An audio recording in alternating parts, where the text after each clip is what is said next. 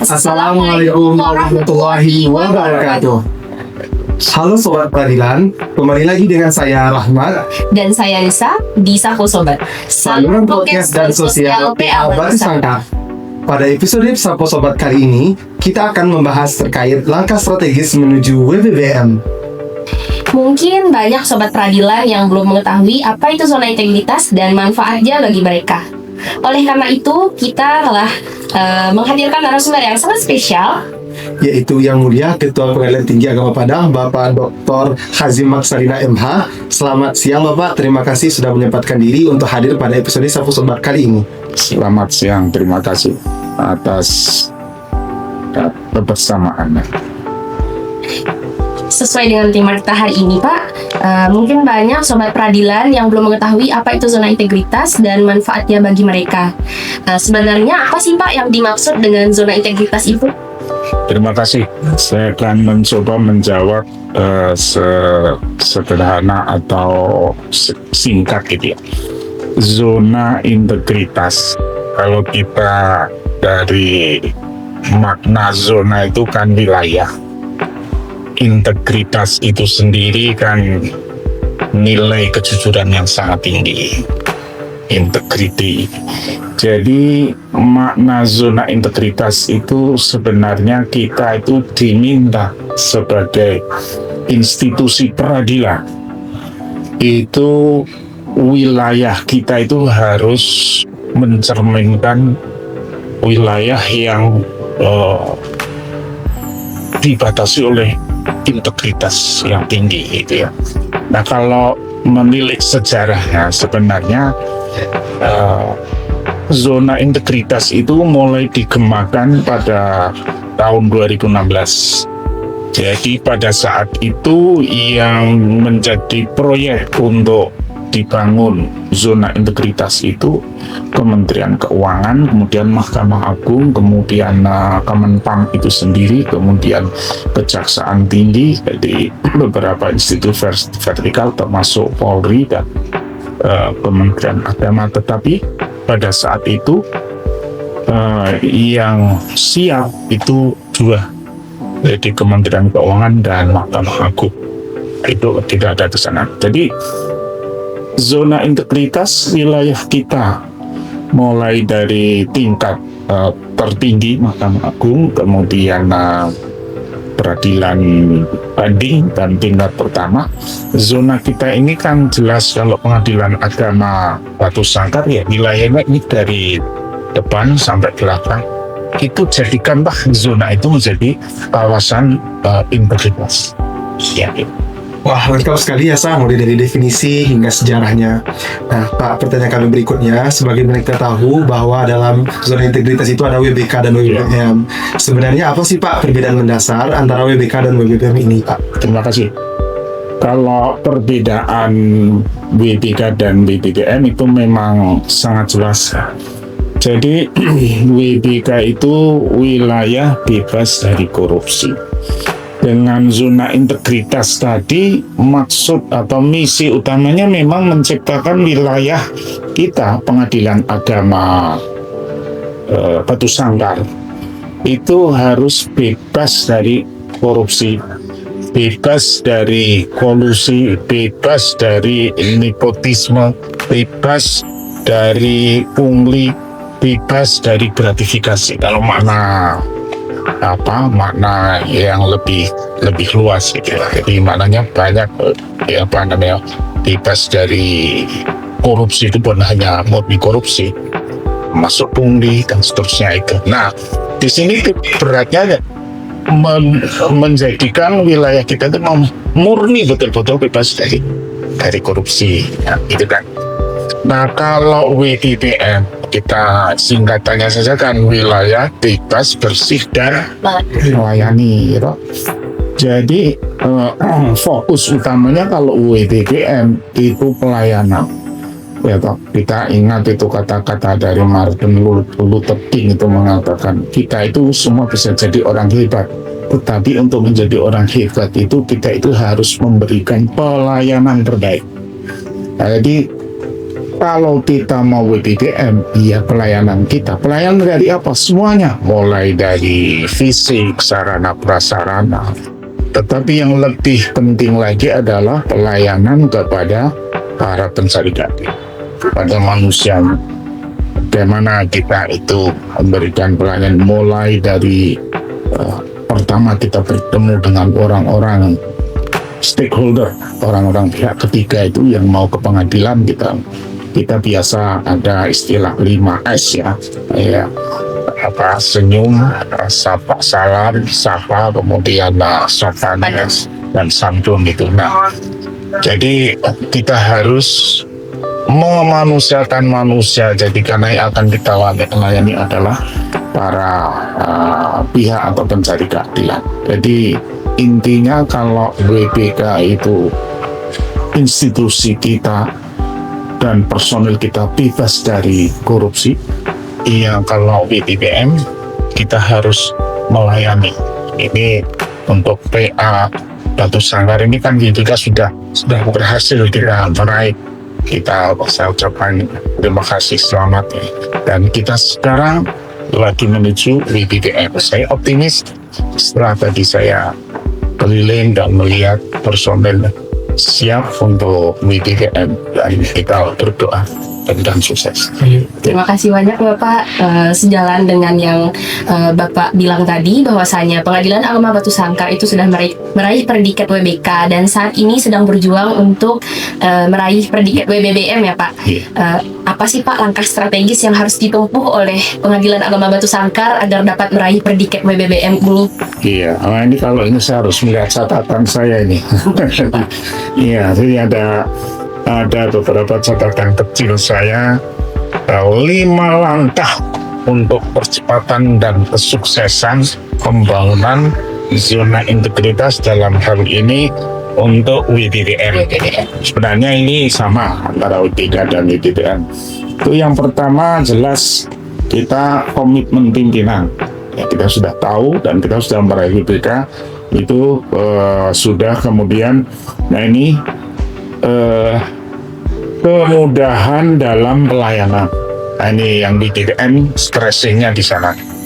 Kemudian ini program yang menyentuh masyarakat. Tadi saya sudah tanya kepada Ketua PA, apa inovasi yang ditawarkan oleh Pengadilan Agama Batu Sangkar ini dalam rangka untuk meraih predikat WPDM, yaitu Pak Bu Ketua tadi menyampaikan Tafira ya, sistem informasi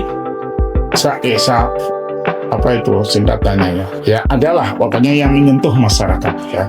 Saya kira itu sudah sejalan dengan yang tercatat untuk meraih WPDM. Kemudian programnya itu masyarakat tadi ya. Kemudian monitoring dan evaluasi, saya kira ini menjadi kewajiban, dan manajemen media inilah tadi juga yang saya sampaikan, supaya kita itu publikasi kita untuk kita itu dikenal masyarakat itu kan harus semua yang ada di potensi yang ada di PA Batu Sangkar ini harus terpublikasikan kan begitu, baik melalui semua media ya, jaringan media medsos apa saja. Nah itu. Nah kemudian ini yang perlu kita tegaskan di sini untuk sukses meraih WPDM itu yang paling penting ya menciptakan program atau menciptakan inovasi yang menyentuh masyarakat. Nah kemudian pelaksanaan manajemen media kita. Iya baik, jadi supaya tadi saya kesini supaya kita bikin TV itu Sapo Sobat menarik sekali. Jadi Sapo Sobat saluran podcast dan sosial ya, nah ini cuma kan belum ada tulisannya ya segeralah jadi supaya nanti dibuat sedemikian rupa ya. Jadi untuk Sapo Sobat ya sapa sobat menyapa sobat kan begitu. Nah kemudian juga ini penting untuk pastikan pengisian SKM ya untuk sukses meraih WPTM, ya, WPK, WPTM saya kira semua SKM, dan supaya dipelihara itu yang kita mintain survei Hasil survei. survei kepuasan masyarakat itu kita jaga. Kemudian perkembangan dan kemajuan zona integritas kita ini supaya selalu diupdate dari hari ke hari, dari minggu ke minggu sesuai dengan program. Sekarang ini kita berada di tahap pelengkapan dokumen. Jadi itu supaya terus dilakukan. Kemudian pada masing-masing area kan ada 6 area ya dalam pembangunan zona integritas, itu masing-masing koordinator untuk latihan terus-menerus, latihan mempresentasikan. Tetapi yang lebih penting lagi, ketua zona integritas, wakil ketua pengadilan itu untuk menyampaikan, dan terlebih nanti ketua pengadilan yang akan menyampaikan pada tahap tes evaluasi. Mudah-mudahan kita sukses sampai tes evaluasi, dan ketua nanti bisa menyampaikan presentasinya dengan sebaik-baiknya. Amin. Dan yang terakhir tentu saja setelah itu semua kita lakukan, ya kita berdoa untuk kesuksesan. Itu saya kira langkah-langkah untuk menuju sukses WPK. Terima kasih banyak.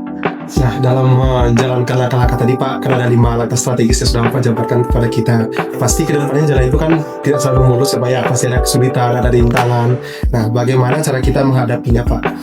Ya, rintangan dan tantangan itu selalu ada, baik itu internal maupun eksternal. Tetapi kalau kita sudah menjalankan apa yang tadi saya sampaikan, 5 langkah itu, insya Allah kita akan optimis lah untuk berhasil. Hanya menurut saya rintangan itu ya ada dalam diri kita sendiri, dalam arti kita mau bersungguh-sungguh atau tidak. Karena kalau kita sudah dimasukkan dalam kualifikasi, sudah diikut sertakan kompetisi untuk meraih WPK atau WPBM, itu sebenarnya nilai kita sudah leading jauh. Nah, sekarang itu rintangan atau tantangan kita itu ya sesama institusi kita. Maksud saya institusi yang WPBM ini kan banyak. Nah, karena kompetitor kita itu banyak. Nah, kita tidak tahu karena memang kalau kuota ini kalau tidak salah se-Indonesia itu nanti untuk peradilan atau Mahkamah Agung itu hanya 10 se-Indonesia. Nah, berarti bagaimana tantangan dan rintangan kita itu setiap hari kita harus meningkatkan kualitas kita masing-masing. Jadi tantangan yang istilahnya rintangan yang menghalangi kita, saya kira sudah terlewati lah. Tetapi kita harus mampu bersaing, berkompetisi dengan PA-PA-nya. Dan kita kalau tidak salah kemarin itu sesuai daftar yang dikeluarkan oleh Badilab, kalau tidak salah yang meraih WPBM se-Indonesia yang diusulkan itu 12 kalau tidak salah. Ya, kalau tidak salah. Kemudian untuk yang WPK itu lebih dari 40 atau berapa. Nah, padahal kuota yang diberikan oleh Kemenpan untuk peradilan atau Mahkamah Agung itu kalau tidak salah hanya 30. Itu artinya misalnya saja WPBM itu yang lolos sampai tahapan ini itu sudah katakanlah 12 atau mungkin lebih. Nah, mungkin nanti yang sukses itu yang berhasil mungkin hanya 5 atau tidak lebih dari 10. Nah, itu kan merupakan tantangan. Itu saya kira. Berarti tantangannya itu ada di diri kita sendiri ya Pak? Iya, di diri kita. Misalnya. Iya, kita betul-betul daya juang kita itu maksimal benar atau tidak. Harus bersungguh-sungguh untuk mendapatkan Iya. BBM ini. Tidak ada kata lemah atau tidak ada kata menyerah. Sampai di sini perjuangan kita berhasil. Belum. Terima kasih banyak Pak.